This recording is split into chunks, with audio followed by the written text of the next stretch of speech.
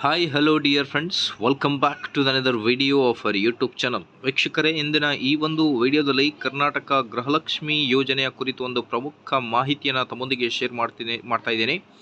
So it's an very important information regarding Gruhalakshmi ಯೋಜನಾ ಏನಿದೆ ಅಂತ detail ಆಗಿ ನೋಡ್ತಾ ಬರೋಣ. ಅದಕ್ಕಿಂತ ಮುಂಚೆ ವೀಕ್ಷಕರೇ, ನಮ್ಮ ಯೂಟ್ಯೂಬ್ ಚಾನಲಲ್ಲಿ ನಿಮಗೆ ಸರ್ಕಾರದಿಂದ ಬಂದಿರುವ ಎಲ್ಲ ಲೇಟೆಸ್ಟ್ ಅಪ್ಡೇಟ್ಗಳು, ಎಲ್ಲ ಯೋಜನೆಗಳ ಬಗ್ಗೆ ಎಲ್ಲ ಅಪ್ಡೇಟ್ಗಳನ್ನು ನೀಡಲಾಗುವುದು. ಸೊ ಹಾಗಾಗಿ please like this video, subscribe to my channel and turn on the bell icon. Gruhalakshmi ಯೋಜನೆಯ ಒಟ್ಟು 4,000 ರೂಪಾಯಿ ಜಮಾ ಆಗಿದೆಯಾ, ನಿಮಗೂ ಬಂತು, ಚೆಕ್ ಮಾಡಿ ಅನ್ನೋದ್ರ ಬಗ್ಗೆ ಒಂದು ಮಾಹಿತಿ ಬರ್ತಾ ಇದೆ ಕೆಲವೊಂದು ಸೋರ್ಸಸ್ಗಳಿಂದ. ಸೊ ಹಾಗಾಗಿ ಏನಿದೆ ಮಾಹಿತಿ ಅಂತ ಡೀಟೇಲ್ ಆಗಿ ನೋಡ್ತಾ ಬರೋಣ.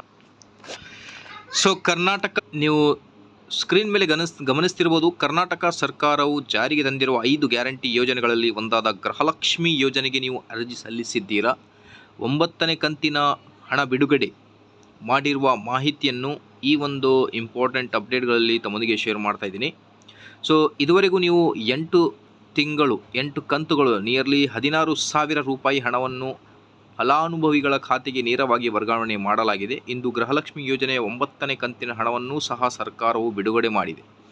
ಗೃಹಲಕ್ಷ್ಮಿ ಯೋಜನೆ ಅಡಿಯಲ್ಲಿ ಈ ತಿಂಗಳು 8ನೇ ಕಂತಿನ ಹಾಗೂ 9ನೇ ಕಂತಿನ ಒಟ್ಟು 4,000 ರೂಪಾಯಿ ಜಮಾ ಆಗಿದೆ. ಅಂದರೆ ಅರ್ಹ ಫಲಾನುಭವಿಗಳ ಬ್ಯಾಂಕ್ ಖಾತೆಗೆ ಪ್ರತಿ ತಿಂಗಳು 2,000 ರೂಪಾಯಿಯಂತೆ 9 ಕಂತುಗಳ 18,000 ರೂಪಾಯಿ ಸರ್ಕಾರ ಜಮಾ ಮಾಡಿದೆ ಅಂತ ಹೇಳ್ತಾ ಇದ್ದಾರೆ. ಸೊ ಈಗ ನಿಮಗೆ ಗೃಹಲಕ್ಷ್ಮಿ ಯೋಜನೆಯ ಹಣವು 4,000 ರೂಪಾಯಿ ಐ ಥಿಂಕ್ ಬಂದಿರುತ್ತೆ, 8 ಮತ್ತು 9ನೇ ಕಂತಿನ ಹಣ ಕೂಡಿಕೊಂಡು. ಸೊ ಹಾಗಾಗಿ ಇದೇ ಅಪ್ಡೇಟ್ ತಮ್ಮೊಂದಿಗೆ ಶೇರ್ ಮಾಡ್ತಾ ಇದ್ದೀನಿ.